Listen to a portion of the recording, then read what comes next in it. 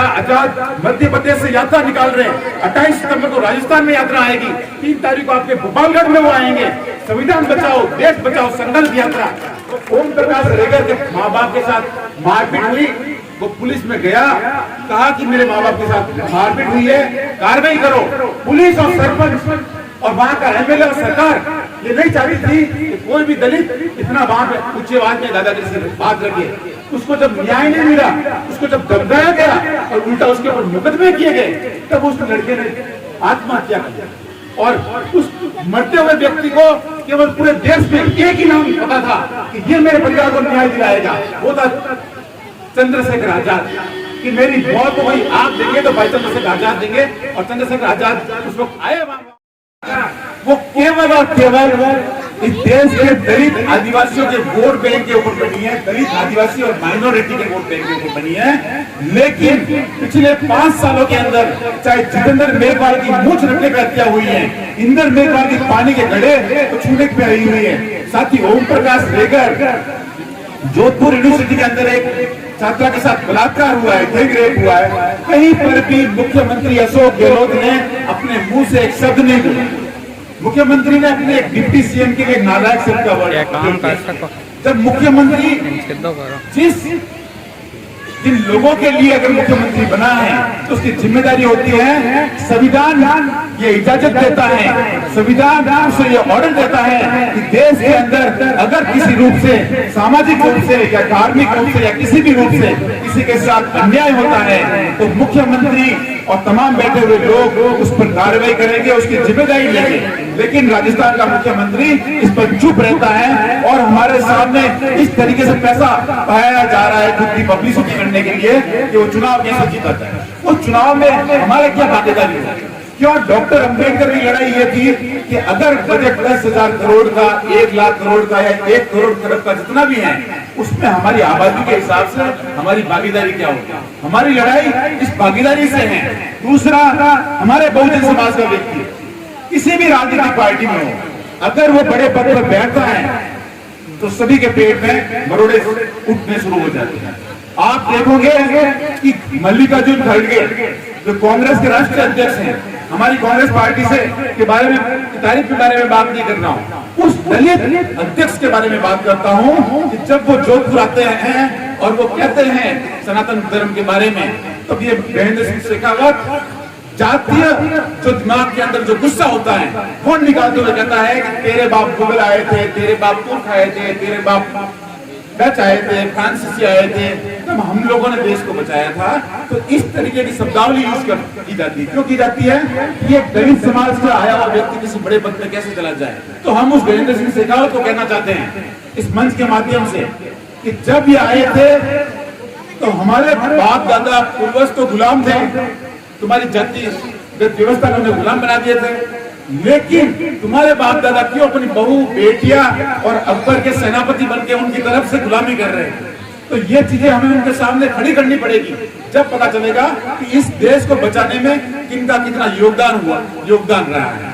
आज सबसे ज्यादा अगर कहीं पे अत्याचार हो रहा है तो इस देश का दलित और आदिवासी समाज के ऊपर अत्याचार हो रहा है। और आज अगर हम सबसे ज्यादा बिखरे हुए भी हैं तो हम बिखरे हुए हैं। और आपको ये बताऊंगा कि जब मैं मलेशिया के अंदर हमारे देश के डिप्लोमेट्स के रूप में वहां पे अपना प्रतिनिधित्व करने गया और जब मैंने वहां पे अपने देश की बात रखी, डॉक्टर अंबेडकर के संविधान की बात रखी, मैंने गौतम बुद्ध के अहिंसा के जो सूत्र था उसकी बात रखी और मैंने ये बताया कि आज भी देश के अंदर जिस तरीके से अंग्रेजों की लड़ाई इस तरीके से लड़ी गई थी कि एक देश किसी देश के ऊपर राज नहीं कर सकता, एक देश किसी देश को गुलाम नहीं बना सकता, तब डॉक्टर अंबेडकर एक ऐसे व्यक्ति थे जो उन्होंने बताया था कि जिस तरीके से एक देश किसी देश को गुलाम नहीं बना सकता, उस तरीके से कोई जाति या समुदाय भी किसी व्यक्ति जाति या समुदाय को गुलाम नहीं बना सकता। इसलिए हम दोहरे गुलाम हैं, अंग्रेजों के भी और यहाँ के लोगों के भी।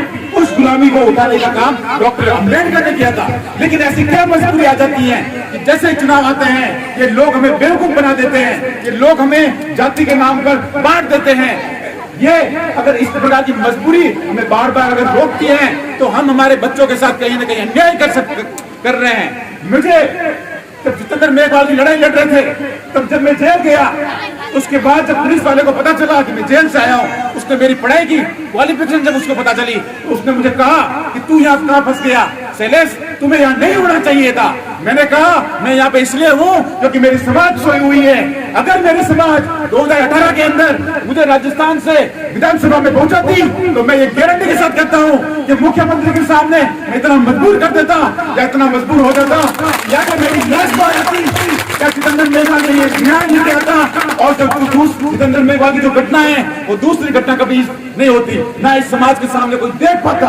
मुझे कई सारे प्रलोभन आते हैं कि आप मेरी पार्टी ज्वाइन कीजिए, आप इतने पढ़े लिखे हो, आप अपने समाज के सबसे होनहार व्यक्ति हो, आप करोड़ों रुपए का पैकेज कमा सकते हो, आप विदेशों में सेटल हो सकते हो। मैंने 2021 के अंदर जर्मनी में मेरा एडमिशन हो रहा था, मैंने वो कैंसिल करके राजस्थान के अंदर IIT जोधपुर के अंदर अपना एडमिशन लिया। मैं अपने समाज के साथ कुछ करूं, मैं अपने समाज के साथ लड़ाई लड़ सकूं, लेकिन मुझे बड़ी दुख के साथ कहना पड़ता है कि जब मैं अपने समाज को, और जब मैं समाज की बात करता हूं तो SC/ST की बात करता हूं, जब मैं अपने समाज के बारे में बात करता हूं तो समाज के 50% लोग हमारे ही खिलाफ लड़ते हुए नजर आते हैं। लेकिन हमारे युवाओं को, हमारे लोगों को ये जागृति लानी पड़ेगी कि हमारा दोस्त कौन है और दुश्मन कौन है। अगर दोस्त और दुश्मन में हम फर्क महसूस करना अगर नहीं जानते हैं तो शायद हम गुलाम बनने के लिए पैदा हुए और आगे कई साल गुलाम बने रहेंगे, इसकी कोई गारंटी नहीं है। राजनीति के अंदर में बताया जाता है कि अगर तुम इन्हें वोट दोगे तो कांग्रेस आ जाएगी, बीजेपी आ जाएगी। कभी ये बीजेपी का डर बताते हैं, कभी ये कांग्रेस का डर बताते हैं। जब सत्ता में बीजेपी होती है तो कांग्रेस जो हमारे ऊपर अत्याचार होते हैं, कांग्रेस हमारे साथ आंदोलन करती है और बीजेपी का डर बताती है। और जब बीजेपी होती है तो बीजेपी उन मुद्दों को कांग्रेस के खिलाफ मुद्दे बनाती है और सत्ता में आती है, लेकिन हमारी समस्याओं का निवारण नहीं होता है। क्यों? क्योंकि इनको पता है कि राज हमें करना है और हमें करना है। अत्याचार करने वाले लोग दोनों संगठनों के अंदर समान तरीके से हैं। आज तक इस पिछले 15, 20, 50 सालों में अंदर आप देखोगे कि इंदिरा गांधी के बाद किसी नेता पर गोलियां चली है? नहीं चली है। वो भाई चंद्रशेखर आजाद पे चली है। क्यों? उस व्यक्ति के अंदर वो जज्बा, वो ताकत, वो सोच है कि वो बहुजन वर्ग को इस देश के अंदर लाल किले पे पहुंचा सकता है। बहुजन लोगों को तो आज कांग्रेस और बीजेपी के अंदर बीजेपी के अंदर पार्षद का, MLA का, MP टिकट मांगने के लिए भीख मांगते हैं। आज उसने ऐसा संगठन खड़ा किया है कि आप खुद उनको टिकट दे सकते हो। इस देश का 85% पर SC और ST OBC माइनॉरिटी अगर किसी के सामने हाथ फैलाता है तो इसका मतलब हमारा रास्ता गलत है। हम हमारे आपस में दुश्मनी निकालते हैं, हम हमारे आपस के लोगों में कमियां निकालते हैं, हम आपस में लड़ते हैं। ये सबसे कमजोर समाज की निशानी होती है। जो समाज एक नहीं है, डॉक्टर अम्बेडकर ने कहा था, जो समाज अपना इतिहास नहीं जानती है वो समाज अपना भविष्य नहीं बना सकती है। मैं अपनी आइडेंटिटी के साथ रहता हूँ, मुझे पता है कि मैं चमार हूँ और ये चमार मेरी आइडेंटिटी है। मुझे इसको गर्व में कैसे लेके आना है, तो उसके ऊपर काम किया, न कि अपनी जाति छुपाने से, न या अपना काम छुपाने से। एक साथी युवा साथी ने बात की, हम बिजनेसमैन कौन है, करोड़ों अरबों खरबों 400 बिलियन डॉलर की पूरी अर्थव्यवस्था है जो लेदर की है, तो तुम्हारे हाथ में नहीं रही है। क्यों नहीं रही है? क्योंकि हमने शिक्षा को केवल नौकरी पाने का उद्देश्य समझा। हमने ये सोचा होता कि शिक्षा करके ये मैं अपना बिजनेस कैसे आगे बढ़ाऊं, तो आपको पता लगता ये जो टाटा बिरला बड़े बड़े नाम है, वैसे नाम हम तुम लोगों में से होते और हमारा समाज पूरे SC ST और पूरे देश के लोगों को रोजगार देता। लेकिन छुआछूत का बहाना बना के, छुआछूत वाला और काम छुआछूत नहीं था, छुआछूत जो वर्ण व्यवस्था में जो जातियां है वो छुआछूत का काम कर रही है। हमें वो जानना था और हमारे बच्चों को बिजनेस करने के लिए पढ़ाना था। और आज मैं जब आ रहा था जब मुझे लोग कह रहे थे नहीं हमारे यहाँ पे समाज के अंदर टेंशन बहुत है, आपस में बिखरे हुए हैं, तो ये हमारी सच्चाई है कि हम बहुत सारी जातियों के अंदर बिखरे हुए हैं। हम ये तय नहीं कर पाते हैं चुनाव के समय के अंदर कि हमारे लिए कौन सा नेता सही है। अगर हम ये तय नहीं कर पाते हैं इसका मतलब हम उस जो सही व्यक्ति है उसके साथ अन्याय नहीं कर रहे, हम हमारे भविष्य के साथ अन्याय कर रहे हैं। मैं 2018 का चुनाव बाली विधानसभा में हारा, मेरे ऊपर क्या फर्क पड़ा? मैं चुनाव हारने के बाद जो मेरे को संघर्ष करना था वो मुझे करना ही था, आंदोलन करने तो करने ही थे। जेल जाना मैं पहले से तय कर चुका हूँ। जब मैं अपने समाज की बात करूंगा तो मुझे जेल जाना पड़ेगा, मुझे सड़कों पे सोना पड़ेगा, पुलिस की लाठियां खानी पड़ेगी।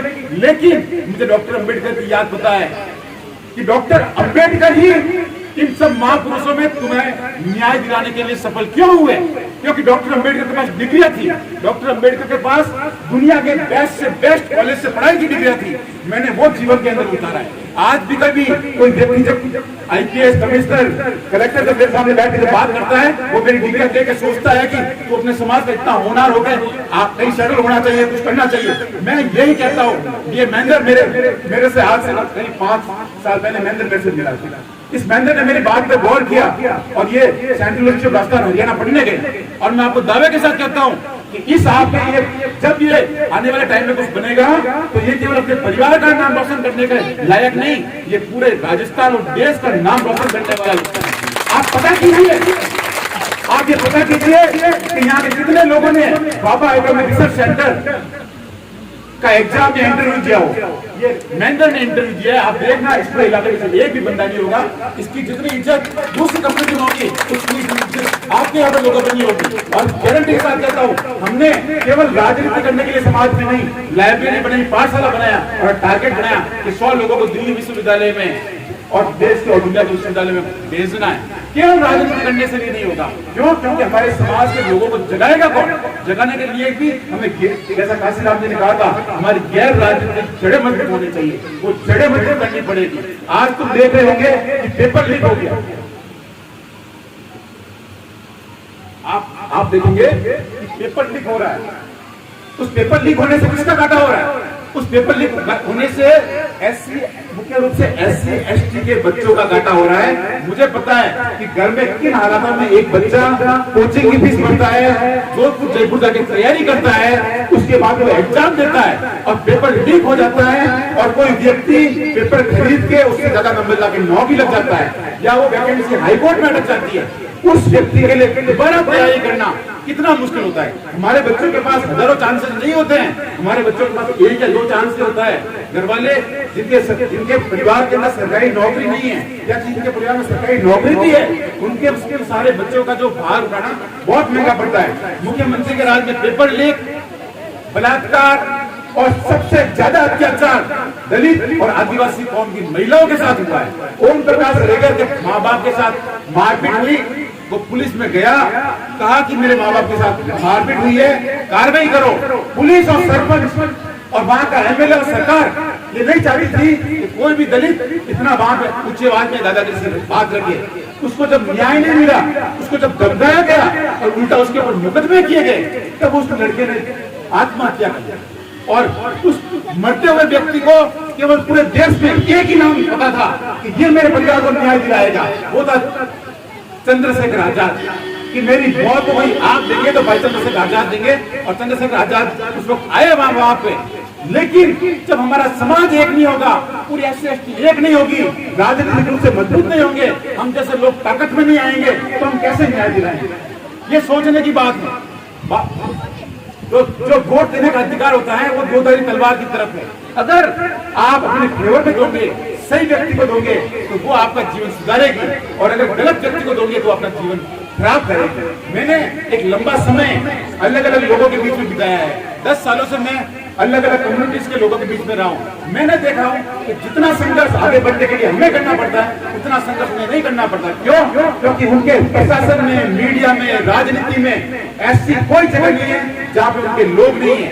हर जगह उनको सपोर्ट करने वाले लोग हैं। और हम क्या करते हैं, हमारा 90% जो समाज है वो मजदूरी कर रहा है। मजदूरी करने वाला समाज मजदूरी इसलिए कर रहा है कि उसमें योग्यता नहीं है, ऐसी बात नहीं है। मजदूरी इसलिए कर रहा है क्योंकि वो संगठित नहीं है। और अगर भी हम संगठित नहीं होंगे तो हमारे पूर्वजों ने जो गलतियां की वो अगर हम दोहराएंगे तो हमारे बच्चे भी यही करेंगे। और आज आप देखेंगे कि नरेंद्र मोदी की सरकार आने के बाद संविधान को बदलने की लगातार बात की जा रही है। और मैं आपको एक बात बता देता हूँ, आप पता कीजिएगा कि देश के सबसे बड़े बड़े प्रतिष्ठित संस्थाएं हैं जहाँ की नौकरियां देश और दुनिया में मानी जाती हैं, वहाँ कितना आरक्षण है। वहाँ आरक्षण की नौकरी पोस्ट तक नहीं निकालते हैं। वो आरक्षण आपका वैसे ही खत्म होने वाला है। हमारे बीच में ताकत है कि हम उसको रोकने के लिए लड़ाई लड़ रहे हैं। भाई चंद्रशेखर आजाद मध्य प्रदेश से यात्रा निकाल रहे हैं। 28 सितंबर को राजस्थान में यात्रा आएगी। 3 तारीख को आपके भोपालगढ़ में वो आएंगे।